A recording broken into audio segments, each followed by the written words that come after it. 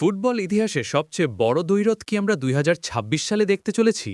Lionel Messi বনাম Cristiano Ronaldo, the last dance. তবে এবারের গল্পটা ভিন্ন। এক সুপার কম্পিউটার ভবিষ্যৎবাণী করেছে এক অবিশ্বাস্য ফলাফলের, যা শুনে ঘুম হারাম হতে পারে আর্জেন্টাইন ভক্তদের, আর উৎসব শুরু হতে পারে রোনালদো শিবিরে। সম্প্রতি ২০২৬ বিশ্বকাপ নিয়ে একটি চাঞ্চল্যকর রিপোর্ট প্রকাশ করেছে এআই ভিত্তিক সুপার কম্পিউটার, যেখানে সিমুলেশন করা হয়েছে হাজার হাজার ম্যাচের ডাটা।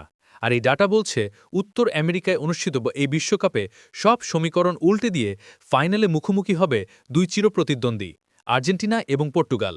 তবে সবচেয়ে বড় চমকটা ফলাফলে। ভবিষ্যৎবাণী অনুযায়ী ডিফেন্ডিং চ্যাম্পিয়ন লিওনেল মেসির আর্জেন্টিনাকে হারিয়ে প্রথমবারের মতো বিশ্ব চ্যাম্পিয়ন হবে ক্রিশ্চিয়ানো রোনালদোর পর্তুগাল। কিন্তু কেন এমন দাবি করছে এই সুপার কম্পিউটার? রিপোর্টে বলা হয়েছে ২০২৬ সালে পর্তুগালের স্কোয়াড গভীরতা বা বেঞ্চ স্ট্রেংথ হবে বিশ্বের অন্যতম সেরা। ব্রুনো ফার্নান্ডেস, রাফায়েল লিও এবং বার্নার্ডো সিলভাদের সাথে রোনাল্ডোর অভিজ্ঞতার সংমিশ্রণ পর্তুগালকে অদম্য করে তুলবে। অন্যদিকে মেসির বলস এবং আর্জেন্টিনার কিছু কি প্লেয়ারের ফর্মহীনতা ফাইনালে পার্থক্য গড়ে দিতে পারে। সিমুলেশন বলছে ফাইনাল ম্যাচটি গড়াতে পারে টাইব্রেকার কিংবা অতিরিক্ত সময়ে, যেখানে শেষ হাসি হাসবেন CR7। ভাবুন তো একবার দৃশ্যটা। নিউ জার্সির ম্যাটলাইফ স্টেডিয়ামে একদিকে কান্না ভেজা চোখে বিদায় নিচ্ছেন সর্বকালের অন্যতম সেরা মেসি, আর অন্যদিকে ৪১ বছর বয়সে এসে নিজের অধরা স্বপ্ন বিশ্বকাপ ট্রফি উঁচি ধরছেন ক্রিশ্চিয়ানো রোনালদো।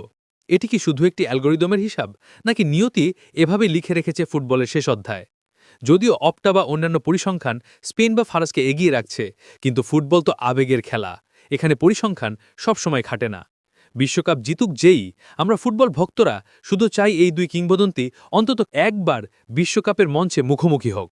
সুপার কম্পিউটারের এই ভবিষ্যৎবাণী যদি সত্যি হয়, তবে সেটি হবে ফুটবল ইতিহাসের সর্বশ্রেষ্ঠ ফাইনাল। আপনার কি মনে হয়, রোনালদো কি পারবে তার শেষ বিশ্বকাপে মেসিকে হারিয়ে ট্রফি জিততে, নাকি কাপটা আবারও যাবে আর্জেন্টিনায়? কমেন্টে আপনার মতামত জানান, আর সাবস্ক্রাইব করে আমাদের সাথেই থাকুন।